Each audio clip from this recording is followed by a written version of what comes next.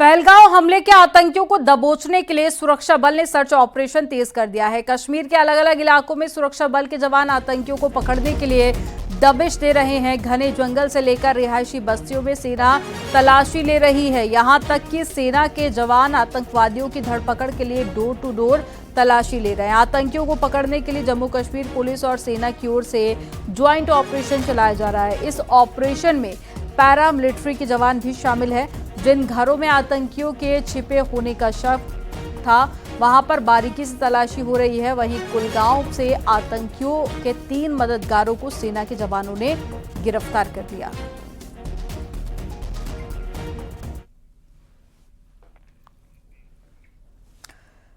जम्मू कश्मीर के पहलगांव में हुए आतंकी हमले के खिलाफ भारत की जवाबी कार्रवाई से पाकिस्तान डर गया है। अब उसके हुक्मरान और साथी नेता भारत को गीदड़ भभकी दे रहे हैं। पाकिस्तान के डिप्टी पीएम और साथी विदेश मंत्री इसहाक डार ने पाकिस्तान की संसद में भारत को परमाणु बम की गीदड़ भभकी दी है।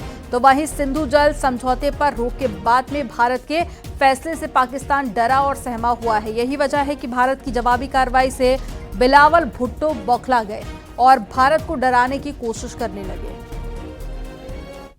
शुक्रगुजार होना चाहिए कि ये तो फ्रीडम फाइटर्स भी हो सकते हैं। वी डोंट नो कि कौन है, तो हमने कोई किसी किस्म की बिल्कुल ऑनेस्टी के साथ स्टेटमेंट दी थी, लेकिन मैं समझता हूं कि उन्होंने अपनी फेलियर को और अपनी सियासत को जो इंटरनल है और अपने ज़ाती अज़ाइम जो उनके अंदरूनी है उसका हवाला करते हुए एक दफ़ा फिर ये जो इनडायरेक्टली पाकिस्तान की तरफ ये मामले को उसकी तरफ इशारा करने की कोशिश की है। इसी सिंधु दरिया के साथ खड़े होके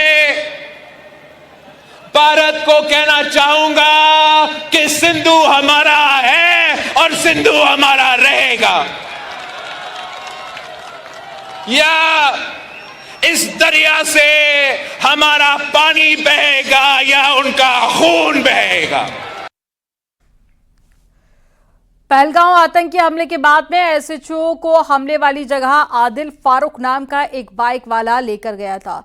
उसी बाइक वाले से न्यूज़ 18 की टीम ने बात की। वहां के मंजर के बारे में बाइक वाले ने क्या कहा, आपको सुनाते हैं। तो ये वो शख्स हैं जिन्होंने सबसे पहले एसएचओ को वहां पहुंचाया, पुलिस की टीमें वहां पे पहुंचाई, अपने जो इनके साथी थे यानी जो एटीवी चलाते थे ये सब जमा हो गए और फौरन इन्होंने पहाड़ों का रुख किया। वो है सारा बेसरन का एरिया जहां पे ये घटना घटी थी और ये वो लोग हैं जिन्होंने सबसे पहले रेस्क्यू ऑपरेशन में अपना रोल निभाया, रेस्क्यू ऑपरेशन किया। आप मुझे बताइए कैसे आपको पता चला, क्या थे हालात, क्या हुआ उस टाइम? एक्चुअली हम उस समय अपने स्टैंड में थे। स्टैंड से हम सवारी लेके गए थे, जो ममलेश्वर टेम्पल है वहाँ पे थे। जो ही एसएचओ साहब की कॉल आई तो हमें सवारी भी वहीं पे छोड़नी पड़ी। उसके बाद हम सीधे एसएचओ थाने चले गए। थाने से फिर हम सीधे ऊपर चले गए। आपको कितने बजे तकरीबन पता चला? तकरीबन हम वहाँ उस जगह पे पहुँचे हैं 3:15-3:20 तक हम वहाँ पहुँचे।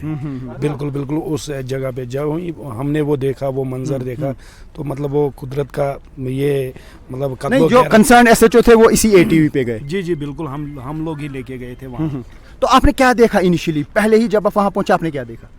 जी वहाँ पे तो देखो आप मतलब यकीन नहीं करोगे, एक लेडी थी, खाली एक ग्राउंड में एक लेडी थी और उसका जो पति जो नेवी ऑफिसर था वो बीच में पड़ा हुआ था। फिर जो ही हमने साइड में लाशी देखी और उसके ग्राउंड से बाहर जो मतलब ज़िंदा लोग थे, कुछ घायल भी थे, गिरे पड़े थे, तो उनको भी मतलब हम नीचे लेके आए। सबसे पहले तो हम चीको पुकार थी हर तक। तो जब आपने इर्द गिर्द लाशें देखी, आपने घायल लोग देखे, तो क्या आप समझ पाए कि करना क्या है आपको? किस तरीके से आप घायल लोगों को उठाएंगे, किस तरीके से आप लाशें उठाएंगे? एक कयामत जैसा माहौल था। जी आप मतलब पूछ भी नहीं सकते और हम बता भी नहीं सकते। वो मंज़र बिल्कुल भी अपने आंखों से हमने देखा है वो मंज़र, तो मतलब अभी भी आंखों से आंसू बताया जा रहा है कि पहले ही गेट पे ही एक लाश थी और वो बताया जा रहा है कि जो यहाँ के जो घोड़े वाले थे जिन्होंने रेजिस्ट किया है, फाइट की है मिलिटेंटों के साथ, कह रहे हैं कि उनकी बॉडी भी गेट के नज़दीक थी पहले। अगर आप यकीन मानोगे सबसे ज़्यादा अच्छा काम घोड़े वालों ने किया है, क्योंकि वहाँ पे हज़ारों की भीड़ में वो सैलानी थे और सबसे मतलब ज़्यादा काम घोड़े वालों ने किया जिनको नीचे लेके आया।